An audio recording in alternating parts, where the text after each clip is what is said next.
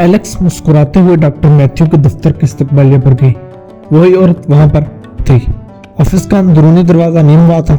Hello, Alex ने memory से कहा। मैं डॉक्टर से एक सवाल करना भूल गई हूँ। जवाब मिला, बेहतर होगा अगर आप कॉल कर लो। एलेक्स ने आवाज कुछ बुलंद की कि शायद डॉक्टर सुन ले। बस एक सवाल, ये मेडिकल से मुतालिक नहीं है। डॉक्टर मैथ्यू ने बाहर झांका। Hello again.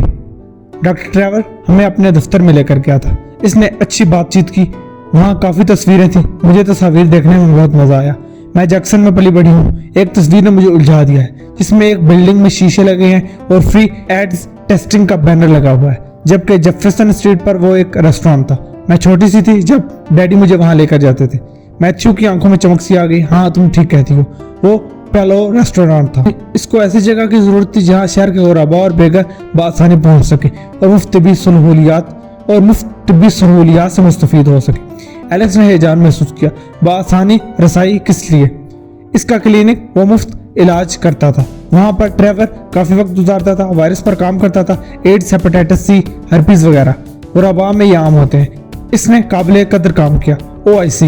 एलेक्स के हैजान में इजाफा हो गया। हमें इल्म नहीं था कि जैक्सन में कोई ऐसी चीज भी है। हमें भी ताहिर से इल्म हुआ, मैथ्यू ने वजाहत की। लेकिन जब ट्रेवर की बीवी का इंतकाल हुआ तो हादसा रंजीदा था। इसने फैसला किया कि जरूरतमंदों का मुफ्त इलाज करेगा। क्या हुआ था इसकी बीवी को? एलेक्स ने सवाल किया। रहम का कैंसर। इंतकाल के बाद भारी रकम डॉक्टर ट्रेवर को मिली। वो रकम मुस्बत अंदाज में खर्च करना चाहता था। एलेक्स के दिमाग में जमाका सा हुआ। इसने बमुश्किल अपने तासुरात पर काबू पाया। जो कुछ मालूम हुआ वो एलेक्स की तवक्कुआत से कतई बरखिलाफ था। वो तो छठी इसके उकसाने पर आ गई थी। वो वहां से निकली तो गोया भाग रही थी। दिल बुरी तरह धड़क रहा था। इसने एलिवेटर का इंतजार करने के बजाय जीने का सहारा लिया। क्रिस, तुम यकीन नहीं करोगे, इसने हाँफते हुए नई मालूमात गोशगुजार कर दी। क्रिस का मुंह खुला का खुला रह गया। शायद मैं ट्रेवर और एंड्रयू रिस्क के माबैन रिश्ता जोड़ने में कामयाब हो जाऊं। ये कारनामे जैसा होगा। एलेक्स का चेहरा सुर्ख हो गया। तुम ठीक हो जाओगे। हम इन कुत्तों नहीं बल्कि उन दरिंदों को छोड़ेंगे नहीं, मैं उम्मीद करता हूँ। क्रिस ने सरगोशी की। कोबोट लॉज पहुंचते ही एलेक्स का फोन बोल उठा। विल गिल्मर की कॉल थी। काफी देर से कोशिश कर रहा हूँ, खलबली से शुरू हो गई है। वो बोला, ऑफिस के नीचे सड़क पर थोड़ा वकील से लड़ रही है। वो ची रही है कि शोर के मामले में डील खत्म करो। ओ गॉड, अब वो कहाँ है? शायद ऊपर ऑफिस में। एलेक्स ने तेजी से दिमाग घुमाया। वो पहले ही कटर को ट्रेवर के पीछे लगा चुकी थी। तुम किसी को थोड़ा के करीब करो। मैं चाहती हूँ कि तुम मेरे साथ प्यालो रेस्टोरेंट चलो। वो मकाम अरसे से बंद पड़ा है। मालूम है अब वो मुफ्त इलाज गाह है। मकसद वहां जाने का, चांस है कोई काम की चीज हाथ लग जाएगी। कितना चांस है? 10%। एलेक्स ने जवाब दिया। ठीक है, 15 मिनट में स्मिथ पार्क में मिलूंगा। इस वक्त क्रिस बाथरूम से बरामद हुआ। क्या हो रहा है? एलेक्स थोड़ा के बारे में झूठ नहीं बोलना चाहती, लेकिन इसे मुनासिब नहीं समझा। किल्मर का छोटा सा एक्सीडेंट हो गया है, वो बोली, और बिस्तर की चादर दुरुस्त करने लगी। चलो आओ, तुम्हें आराम की जरूरत है। क्रिस लेट गया। एलेक्स ने झुककर इसकी पेशानी पर बोसा लिया। क्रिस ने इसका बाजू पकड़ लिया। बाहर एहतियात करना, ये खतरनाक लोग हैं। मैं जानती हूँ। क्या वाकई? क्रिस की सच्ची तशवीश ने एलेक्स का दिल धड़का दिया। हाँ क्रिस, मैं समझती हूँ। गुड। एंड्रयू अपने दफ्तर वाली मेज से एक मंजिल पहले थोरा के साथ बाहर आया। इसे हिस्टेरियाई कैफियत में लेकर वो अपने दफ्तर नहीं जा सकता था। वो निचली मंजिल पर अपने दोस्त के दफ्तर में आ गया, जो जॉर्जिया गया हुआ था। कई घंटों की फ्रस्ट्रेशन निकालने का वक्त आ गया था। ये दफ्तर उजाड़ पड़ा था। वहाँ नए सिरे से काम हो रहा था। एंड्रयू निगरानी के लिए गाहे बगाहे वहाँ आता रहता। तुम्हारी छोटी सी खोपड़ी में गोबर भरा हुआ है। वो बिभरा हुआ नजर आया। यू, थोड़ा चिल्लाई, उंगली वकील के चेहरे में घुसाई। तुमने यकीन दिलाया कि कुछ गलत नहीं होगा, लेकिन क्रिस सब कुछ जान गया है। ये नामुमकिन है। एंड्रयू ने कहा। थोड़ा की आंखों में खून उतरा है। तुम्हारी खुशफहमी है कि तुम गधे हो। क्रिस ने फोन पर मुझे कहा कि मैं बैन को कभी नहीं देख पाऊंगी क्योंकि मैं जेल में होंगी। एंड्रयू ने कोशिश की कि थोड़ा के अल्फाज से पहुंचने वाला शौक चेहरे पर जाहिर न हो। तुम्हें ये एडवेंचर खत्म करना होगा, यही एक रास्ता बचा है। थोड़ा ने जोर देकर कहा। सुनो क्रिस, कुछ साबित नहीं कर पाएगा। इसको FBI एजेंट वर्ग ला रही है। इस एजेंट को ब्यूरो ने फारिग कर दिया है। सब कुछ ठीक हो जाएगा। तुम समझते हो कि मैं यकीन कर लूंगी? बंद करो ये सब कुछ। मैं मजीद एक पैसा भी देने वाली नहीं हूँ। एंड्रयू ने इसका बाजू पकड़ लिया। धमकियां देने से पहले ये बात समझ लो कि तुम मेरा कुछ नहीं बिगाड़ सकती हो। तुम खुद खतरे में पड़ जाओगी। असल मामला किसी और के हाथ में है और वो एक सिफाक आदमी है। अगर तुमने इसको परेशान करने की कोशिश की तो तुम्हारी हार नहीं। अगर तुम्हारे शोर को शक हो गया है तो उसका कोई हल निकाल लूंगा, लेकिन अगर मेरे साथी को तुम्हारे बर्ताव का इल्म हो गया तो खुद को मुर्दा समझो। थोड़ा भूखी शेरनी के मानंद एंड्रयू को घूर रही थी। मुझे क्या करना चाहिए? कहाँ जाऊँ? वो घुर्राई। तुम मेरे ऑफिस में ठहर जाओ, लेकिन इस मामले में एक लफ्ज भी ना बोलना। मेरे ख्याल में ऑफिस की दीवारें भी सुन रही हैं। मैं नहीं जानती, मुझे अपने बेटे से मिलना है, अभी मुनासिब नहीं। एंड्रयू ने कहा, बकवास बंद करो, मैंने कोई कानून शिकनी नहीं की। थोरा की आंखों से शोले निकल रहे थे। एंड्रयू शिश्तर रह गया। तुमने शोर को हलाक करने के लिए किसी को हायर किया, और वो भी 2 बार। वकील का इशारा थोरा के साबिक शोर की जानिब था। कोई साबित नहीं कर सकता, मैंने सिर्फ लायर को कंसल्ट किया था। थोरा ने चोट लगाई। तुमने मुझे $1 मिलियन किस बात के दिए थे? मैंने सरमायाकारी के मशवरे पर अमल किया था। थोरा ने सर्द लहजे में कहा, रकम तुम्हारे कब्जे में चली गई। जो भी इससे डील को देखेगा यही समझेगा कि रकम तुमने चुराई है। एंड्रयू जैसे कंग रह गया। मैं अपनी पुरानी जिंदगी में वापस जा रही हूँ। अगर मेरे शोर को कुछ हुआ तो मैं तुम्हारे खिलाफ कार्रवाई करूंगी कि तुम्हें पछताने का मौका भी नहीं मिलेगा। एंड्रयू का दिमाग घूम गया। कुतिया, तुझे हकाइक का सिरे से अंदाजा ही नहीं। वो ज़ेरेला बड़बड़ाया, फिर तवक्कुफ के बाद बोला, मैं तुम्हें दिखाता हूँ कि तुम्हारे लिए अब देर हो चुकी है। वो थोरा को खिड़की तक लेकर आया, बिल्डिंग के बाहर सड़क पर इशारा किया, इन आदमियों को देखो। इसने इशारा किया और खुद जरा पीछे हटकर टूल बॉक्स के पास आ गया। थोरा ने देखा वहां पर एक आदमी अखबार पढ़ रहा था, दूसरा जॉगर्स में टहल रहा था। कौन है वो? FBI। एंड्रयू ने जवाब दिया। थोरा का मुंह खुल गया। तुम्हें कैसे मालूम है? ब्यूरो में मेरे राब्ते हैं। वो यहाँ क्या कर रहे हैं? वो क्या जानते हैं? मैं ठीक से नहीं जानता। देखो, एक और होगा। थोरा पंजों के बल ऊपर होकर इधर उधर देखने लगी और एंड्रयू ने बॉक्स में से हथौड़ा निकाल लिया। थोरा को हरकत करने का एहसास हुआ तो वो मुड़ी, लेकिन इस वक्त तक एंड्रयू का हथौड़े वाला हाथ हरकत में आ चुका था। हथौड़ा थोरा की खोपड़ी से टकराया और वो लड़खड़ा कर जमीन बोस हो गई। कुतिया 5 साल की मेहनत पर पानी फेरने जा रही थी। वो नफरत से बढ़ाया। किल्मर स्मिथ पार्क में एलेक्स का मुंतजिर था। वो बर वक्त आ गई। कोरोला छोड़कर एलेक्स फोर्ड में बैठ गई। क्लिनिक का क्या किस्सा है? किल्मर ने सवाल किया। यूनिवर्सिटी मेडिकल सेंटर में एक डॉक्टर है, एल्डन ट्रेवर। ये जगह इसकी मलकियत है। वो मेरे लिए मशकूक हो चुका है। कई बरस पहले इसकी बीवी कैंसर के हाथों लुग़मा अजल हो चुकी है। नतीजतन हासी मोटी रकम ट्रेवर के हाथ आई है। बज़ाहिर वो ये रकम गुरबा के इलाज पर सर्फ कर रहा है। मैं समझती हूँ कि इलाज की आड़ में वो कुछ और भी करता आ रहा है। वो कैंसर स्पेशलिस्ट है। ये क्लिनिक तजुर्बात के लिए बहुत मौजू है। वो मरीजों को किसी किस्म का वायरस या टॉक्सिन देकर रद्द अमल जांच सकता है, लेकिन जाहिर है वो हर मरीज के साथ ऐसा नहीं करता। बहरहाल मेरा अंदाजा है, अंदाजों की बुनियाद भी है। एलेक्स ने वजाहत से बताया। ये दीवानापन है। किल्मर ने तबसरा किया। लगता तो है। मुझे उम्मीद है कि हम कुछ ना कुछ हासिल कर लेंगे। पैलो रेस्टोरेंट काफी बदल चुका था। अंदर दाखिल होने के बाद सामने इस्तकबालिया था। दाएं जानिब कुर्सियों की कतार लगी हुई थी। बेशतर पर मरीज बैठे थे। वहां पसीने, सिगरेट और अल्कोहल की बू फैली हुई थी। क्या मैं मदद कर सकती हूँ? इस्तकबालिया की औरत ने बगौर एलेक्स का जायजा लिया, जो जाहिर है दूसरों से मुख्तलिफ लग रही थी। मेडिकल सेंटर में मेरी डॉक्टर ट्रेवर से मुलाकात हुई थी। डॉक्टर मसरूफ है, उनको कुछ मालूमात दरकार है, इसलिए मुझे भेजा है। हाँ, वो नहीं है, मैं किसी और को देखती हूँ। तुम इंतजार करो। ये क्या कर रहा? तुम अंदर कॉरिडोर की तरफ चली गई। एलेक्स ने शुक्रिया अदा किया और डेस्क के करीब आ गई। वहाँ चंद बिल पड़े हुए थे जिन पर ट्रेवर फ्री क्लिनिक लिखा था। अपार्टमेंट बुक के साथ एक मैगजीन खुला पड़ा था। राइटिंग पैड पर शिकस्ता अल्फाज में एनर्जी बिल की तारीख दर्ज था। आगे टोटल ट्रेवर DVM लिखा था। नीचे एक नंबर था 09365974। खातून की वापसी तक एलेक्स ने वो नंबर याद कर लिया। आज मैं कुछ नहीं कर सकी। डॉक्टर के आने का इम्कान भी नहीं। ये कहकर वो मैगजीन की तरफ मुतवज्जे हो गई। शुक्रिया अदा करके एलेक्स पलटी और एक आदमी से टकराते टकराते बची, जिसने कीमती सूट ज़ेबतन किया हुआ था। एलेक्स ने माजरत की। आने वाले के सफेद बाल छोटे और आंखें गहरी नीली। इसका चेहरा जाना पहचाना मालूम हुआ, लेकिन एलेक्स को याद न आया कि इसने इसको कहाँ देखा है। कोई बात नहीं मिस। वो मुस्कुराया और एक तरफ हट के एलेक्स को जाने का रास्ता दिया। एलेक्स बाहर निकलकर किल्मर की फोर्ड तक आ गए। कोई बात नहीं बनी? किल्मर ने सवाल किया। नहीं, एलेक्स ने जवाब दिया। तुमने इस आदमी को देखा जो भी अंदर गया? हाँ, तुम जानती हो? मैं इसकी टाइप को पहचानती हूँ। फौजी रहा होगा। एलेक्स ने कहा। मैं स्याह सेडान के करीब होकर गुजर कर आई हूँ। इसमें जो आदमी बैठा हुआ है इसके बदन पर आर्मी यूनिफॉर्म है। वही इस आदमी को लाया है। ये क्या हो रहा है? किल्मर ने इस्तफसार किया। सेडान के दरवाजे पर US गवर्नमेंट प्रिंट है, एलेक्स ने मजीद बताया। किल्मर की फोर्ड एलेक्स की कोरोला की जानिब जा रही थी। नोएल ट्रेवर जानवरों की दुनिया के डॉक्टर है। ये नाम तुमने सुना है? इस मरतबा एलेक्स ने सवाल किया। नहीं, किल्मर ने कहा। लेकिन क्या ट्रेवर और नोएल ट्रेवर में मुआसलत नहीं है? अंदर डेस्क पर जो बिल थे इसमें से एक पर नोएल ट्रेवर लिखा हुआ था। ये एनग्राम है। मामूली फर्क के साथ दूसरा नाम तश्कील दिया गया है, यानी हम यहाँ आकर नाकाम नहीं हुए। किल्मर की आंखें चमकी।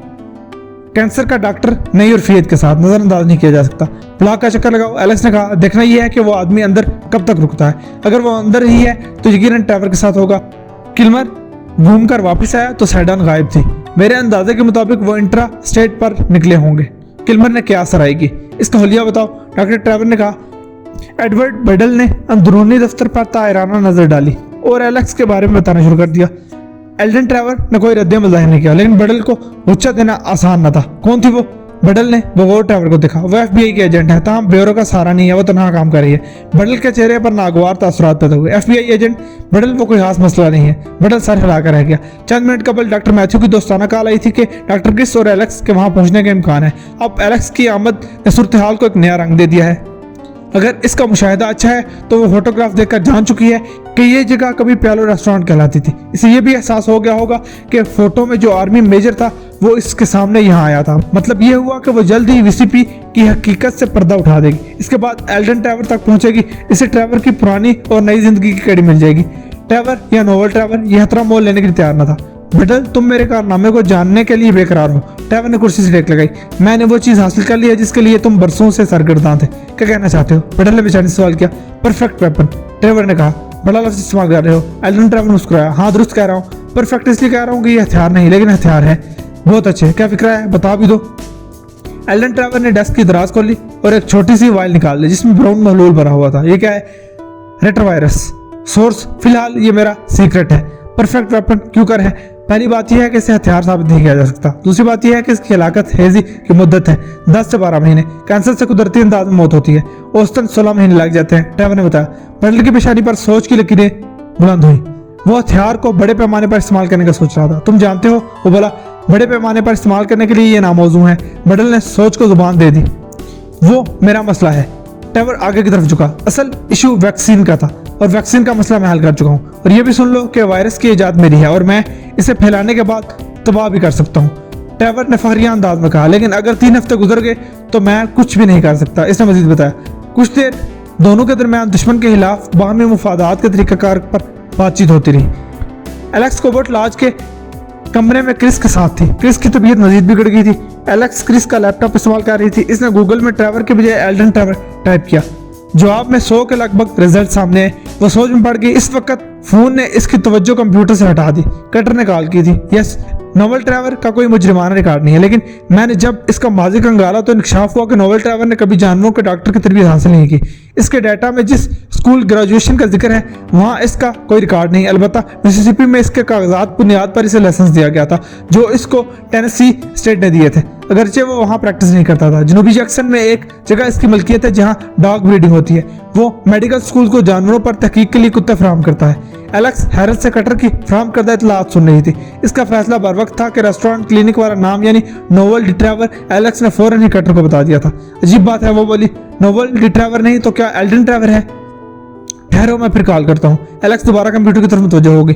वो देखना चाहती थी कि नोवल ट्रेवर की क्या ट्रेवर उर्फियत है। इसने गूगल पर नाम डाला और इस मरतबा इमेज पर क्लिक किया। पहली तस्वीर ही फौजी की थी, कैप्टन नोवल ट्रेवर।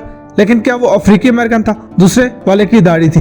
वो जैक्सन मेन ब्रीड था और रिसर्च के लिए कुत्ते फराहम किया करता था। एलेक्स के दिमाग में ये शक रफा हो गया कि नोवल ट्रेवर और एल्डन ट्रेवर एक ही शख्स के दो नाम है। तमाम इसका दिमाग घूम गया कि ये कैसे हो सकता है। कॉल फिर आई। अब विल किलमर था। इसने बताया जैक्सन में एक पैथोलॉजी लैब एल्डन ट्रेवर की मलकियत है। वहाँ वो मकामी डॉक्टरों के लिए रिसर्च करता है। अच्छी खबर है, एलेक्स ने तबसरा किया। क्या मैं वहाँ जाऊँ? हाँ, जरा सुन लो तो अच्छा रहेगा। दूसरी कॉल का इशारा आया और एलेक्स ने किलमर से फोन बंद करने के लिए कहा। कटर की आवाज आई। एलेक्स में मौजूद था हूँ, गड़बड़ हो गई है। वेबसाइट को मेरी ऑफ ड्यूटी सरगर्मी का पता चल गया है। एलेक्स के इल्म में था कि टेलर जैक्सन की हदूद में स्पेशल एजेंट इंचार्ज है। वो टेलर ही था जिसके पास एलेक्स पहली मरतबा अपनी मर्डर थ्योरी लेकर गई थी। इसको यह भी शुबा था कि डॉसन तक एलेक्स की कहानी पहुंचाने में टेलर का भी किरदार रहा होगा। बहरहाल वो फिक्रमंद नहीं थी। जान, मेरी बात सुनो, वो बोली। मैंने कंप्यूटर पर इमेज सर्च किए हैं। मैंने नोवल ट्रेवर की तस्वीर देखी है। वो डॉक्टर ट्रेवर नहीं है। वाकई? हाँ, एलेक्स ने मजीद कहा। लेकिन मेरी समझ में ये नहीं आता, वो एक जैसे नाम और फियत के मान ये इत्तेफाक नहीं हो सकता, जबकि एक नाम इसकी मेज पर था जो दूसरे का फ्री क्लिनिक है। मैं इत्तेफाक करता हूँ, कटर ने कहा। कोई इसरार है दरमियान में? मौजूद तब्दील करके इसने दूसरी बात की। टेलर का कहना है कि अगर तुम दोस्त भी हो तब भी ये होमिसाइड का केस है और मुझे जैक्सन पुलिस डिपार्टमेंट से रब्ता करके न्यू ऑपरेशन वापस जाना है। टेलर को गोली मारो। हमें नोवल ट्रेवर की डॉग ब्रीडिंग का काम चेक करना चाहिए। मैंने टेलर से सर्च वारंट के लिए कहा है, लेकिन इसके लिए डॉसन मसला बना हुआ है। तमाम वारंट मिल सकता है। हमें चाहिए कि शहादतें और सबूत वगैरह जमा करते जाएं। बगैर किसी के सहारे से ये कैसे हो सकता है? एलेक्स ने कहा। क्या तुम्हें आइडिया है कि एल्डन ट्रेवर इस वक्त कहाँ होगा? नहीं, कटर ने कहा। वो तनहा रहता है घर पर। यूनिवर्सिटी सेंटर और क्लिनिक कहीं नहीं है। तहाँ इसका सुराग लगा लूंगा, बिल वास्ता ही नहीं, बिला वास्ता ही सही। कोई बात बतानी हो तो मुझे कॉल करना। एलेक्स ने किलमर का नंबर मिलाया। राब्ता होने पर किलमर को नोवल ट्रेवर की डॉग ब्रीडिंग के बारे में बताया और सवाल किया कि वो जगह कहाँ हो सकती है। बहुत कटर से मालूम नहीं कर सकती थी। कटर ने फोन बंद कर दिया था। मुझे पहले ही इल्म हो गया है, किल्मर ने जवाब दिया। जवाब नहीं, पता बताओ। जाना है वहाँ? किल्मर ने इस्तफसार किया। जाना पड़ेगा। ठीक है, मैं पहुंच रहा हूँ। जब मैं लड़का था तो इस वक्त ये इमारत एक बेकरी थी। किल्मर ने फोर्ड एक गली में मौजूद जगह पर रोक दी जहां से डॉग ब्रीडिंग वाली इमारत का नजारा किया जा सकता था। इमारत हारदार तारों में गिरी हुई थी। पार्किंग बड़ी थी, लेकिन इस वक्त पार्किंग में एक पैनल ट्रक खड़ा था जिसका अकबी हिस्सा इमारत की जानिब था। वो दोनों वहां 2 घंटे पहले पहुंचे थे और तब से कोई अंदर गया था ना कोई बाहर आया था। 10 मिनट और गुजरे। एक कटर ने कॉल की। एलेक्स ने पूछने पर यही बताया कि वो क्रिस को देख रही है। कटर ने शीन लिंग सिंह के बारे में मालूमात फराहम करते हुए कहा, लिंग सिंह का मामला साफ है, वो महज सर्जन है। हाँ, उस्ताद तबा मुख्तलिफ है। इसका बाप एक बड़ा वकील था। लेन सिंह ने मतनू सरमाकारी कर रखी है, रेडियोलॉजी से ताल्लुक और रसाई भी है, लेकिन अगर इसे कातलों की फहरिस्त में रखा जाए तो नंबर सबसे आखिर में आएगा। और एल्डन ट्रेवर? एलेक्स ने सवाल किया। एल्डन ट्रेवर 1946 में ओक रिज में पैदा हुआ था, मतलब टेनेसी। वो आर्मी ऑफिसर का बेटा था। यतीम होने के बावजूद इसको green would Latham children home में डाल दिया गया था। 7 साल की उम्र में जब स्मोकी माउंटेन्स की एक फैमिली ने इसे गोद लिया। वो इलाका अब तिजारती बन चुका है। 50 की दिहाई में वहाँ स्नैक चर्च थे। Snake churches? एलेक्स बेहतियार बोल पड़ी। किल्मर और उसकी आंखें चार हुई। हाँ, कटर ने कहा। बुनियाद परस्त जमातें जहरीले सांपों की पूजा करती थी। एल्डन ट्रेवर टेनेसी यूनिवर्सिटी में फुल स्कॉलरशिप पर गया हुआ था। यूं इसको वियतनाम से निकलने का मौका मिल गया और इसने हाई लेवल पर माइक्रोबायोलॉजी में रिसर्च शुरू कर दी। रिसर्च के दौरान इसका डाटा पुरस्कार है। 1 साल पहले ही उसे निकाल दिया गया है। 1976 में वो मेडिकल स्कूल में चला गया। रिसर्च की हद तक इसकी शख्सियत के कई पहलू हैं, पैथोलॉजिस्ट, हेमाटोलॉजिस्ट वगैरह वगैरह। यूनिवर्सिटी मेडिकल सेंटर में मुलाजमत 1985 में हासिल की। 1998 में बायोकेमिस्ट्री की प्रोफेसर से शादी की। बीवी का इंतकाल कैंसर से 1998 में हुआ। बाकी की कहानी तुम्हें मालूम है। मेरे ख्याल में हमारा वास्ता एक खतरनाक और पहलूदार मुजरिम से पड़ा है। मेरे ख्याल में हमारा वास्ता एक खतरनाक और इंतहाई पहलूदार आदमी से पड़ा है। आखिर में जॉन कटर ने एक जुमले में तबसरा किया। किल्मर ने एलेक्स के घुटने पर घुटना मारा और विंडशील्ड के पार इशारा किया। 60 के फासले पर एक सुर्ख वैन इनकी मतलूबा इमारत की पार्किंग में दाखिल हो रही थी। क्रिस तकलीफ में है, मैं इसे देखती हूँ। एलेक्स ने यह कहते हुए वैन की लाइसेंस प्लेट पर पढ़ने की कोशिश की। एक और बात, कटर की आवाज आई। नोवेल ट्रेवर एक मिस्ट्री है। 10 साल पहले इसका कोई वजूद नहीं था। इसकी इमारत डॉग ब्रीडिंग की इमारत ही है। बहुत शुक्रिया, वारंट की कोशिश जारी रखो। क्रिस मुझे आवाज दे रहा है। एलेक्स ने फोन बंद कर दिया। सुर्ख वैन ने हॉर्न दिया और उसके बाद ऑटोमेटिक गेट खुला। मतलब ये हुआ कि वो हबीस अंदर ही है। किल्मर बोला, लेकिन वैन अंदर क्यों नहीं गई? डॉक्टर ट्रेवर ने ऑफिस में मुझे एक रिसर्च प्रोजेक्ट के बारे में बताया था। ये फौजियों और कैंसर के बारे में था। वो आंखें बंद करके तस्वर में एक बार फिर ट्रेवर के ऑफिस में चली गई। वो ट्रेवर और मिलिट्री ऑफिसर की तस्वीर को देख रही थी। वीसीपी, इसने बंद आंखों के साथ कहा। ट्रेवर के लैब कोट पर तस्वीर में ये अल्फाज गड़े हुए थे। क्या मतलब? वीटीपी? ट्रेवर ने अल्फाज की वजाहत की। दी वेटरन कैंसर प्रोजेक्ट। ट्रेवर ने अल्फाज की वजाहत की। एलेक्स ने बैक सेट से कंप्यूटर उठाकर गूगल में वीसीपी लिखा। ऐसे अल्फाज कंप्यूटर ने कसरत से जाहिर किए थे। दूसरी बार एलेक्स ने वीसीपी के साथ कैंसर लिखा। इब्तदाई चंद रिजल्ट्स इंडियन प्रोजेक्ट्स के मुतालिक थे। छठे रिजल्ट में वीसीपी के साथ वायरस कैंसर प्रोग्राम दिखाया गया था। एलेक्स की रफ्तार नब्ज बढ़ गई। इसने लिंक पर क्लिक किया और पढ़ना शुरू कर दिया। वीसीपी एक वसी तहकीकी प्रोग्राम है जिसमें अमेरिका की बहुत मुमताज साइंसदान मुलव्विस हैं। सबकी तवज्जो कैंसर की वायरल बुनियाद पर है, खासतौर पर ल्यूकीमिया। माय गॉड, एलेक्स ने सरगोशी की और आगे पढ़ना शुरू कर दिया। सरकारी रिकॉर्ड तस्दीक करता है कि हजारों लाखों खतरनाक वायरस जिंदा जानवरों में प्रवेश पाते हैं। इनकी तरमीम शुदा हालत में किसी जानवर में दाखिल किया जा सकता है। वायरस कैंसर प्रोग्राम का बड़ा हिस्सा 1973 में फोर्ट डेरिक मैरीलैंड में मुंतकिल किया था। फोर्ट डेरिक जो अमेरिका में हयाती वारफेयर का मरकज है। ये बात है। क्या कह रही हो तुम? डॉक्टर एल्डन ट्रेवर ने मुझसे झूठ बोला था। वीसीपी का मतलब है वायरस कैंसर प्रोग्राम। वियतनाम की जंग के दौरान यह सरकारी प्रोजेक्ट था। तहकीक का मकसद कैंसर और वायरस के माबैन रिश्ता तलाश कर रहा था। एल्डन ट्रेवर इनके लिए काम करता था। जिसने सीखा इसे वकील एंड्रयू के साथ मिलकर कत्ल के जरिए पैसा बनाने में इस्तेमाल किया। मैं समझती हूँ कि वो सिर्फ कत्ल ही नहीं कर रहा बल्कि अहदाफ पर तजर्बात के जरिए अपने कातिलाना फन की पॉलिश भी कर रहा था। विल, हमने ढूंढ लिया। देखो, विल किल्मर ने एलेक्स का बाजू दबाया। वो कुत्ते कहाँ गए? एलेक्स ने इमारत की तरफ देखा। वैन और ट्रक दोनों गायब थे। गेट वैन के अंदर जाने के लिए नहीं खुला था बल्कि ट्रक के बाहर जाने के लिए खुला था। मेरा अंदाजा है कि ट्रेवर हर जगह बंद करके भाग रहा है। मैंने इसके ऑफिस में बता दिया है कि मैं कौन हूँ। हत्ता कि मैंने इसे मकतूलीन की फरिस्त भी दिखाई। ओ गॉड, मैंने ऑफिस में तस्वीर के बारे में भी सवाल किया। इतना काफी ज्यादा था। वो समझ गया कि जल्दी या देर इसका सुराग लगा लूंगी। अब वो निशानात मिटाता हुआ भाग रहा है। एलेक्स ने कंप्यूटर अकबी निश्चित पर डाला और गाड़ी का दरवाजा खोलने की। रुक जाओ, किल्मर चिका, तुम सबूतों के साथ इसे दबोच सकती हो तो फिर बगैर वारंट के इमारत में घुसना खराबी पैदा करेगा। मुझे जाना है, तुम चलोगे या नहीं? किल्मर ने गहरी सांस ली और ग्लव बॉक्स में से 357 मैग्नम बरामद किया। गेट खुला हुआ है, हम सीधे अंदर जाएंगे और हम बताएंगे कि मंजिल खो बैठे हैं। एलेक्स मुस्कुराई, इसलिए तुम्हें साथ लाई हूँ। इसने जान कटर का नंबर मिलाया। क्या तकलीफ है? कटर ने छूटते ही विक्रा उछाला। मैंने पजल हल कर लिया, समझो पूरा केस। एलेक्स ने वायरस के कैंसर प्रोग्राम के बारे में बताया। तुम प्लीज तस्दीक करो, ट्रेवर इसी प्रोजेक्ट का हिस्सा था। देखता हूँ वारंट के लिए टेलर अटका हुआ है, ये टिप शायद काम कर दिया। कटर ने फोन बंद कर दिया।